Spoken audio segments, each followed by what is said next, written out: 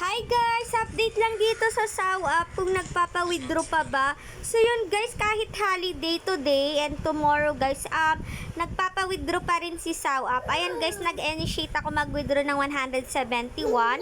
Then dumating na siya sa aking GCash. Ayan, success na daw siya guys. Then ayan guys, na-receive ko. You have received 171 pesos. So yun guys, legit and paying pa rin to si SawUp. And kahit holiday, nagpapa-withdraw siya guys. So para makapag-register kayo dito and makapag-recharge kayo, click nyo lang yung recharge. Then ilalagay ko sa pin comment ko yung aking link.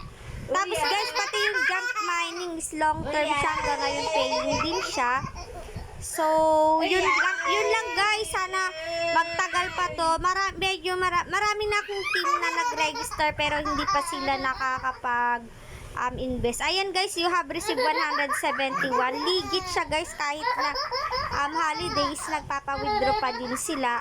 Unlike sa ibang app. So, yun lang guys. Thank you for watching and happy earnings. Bye!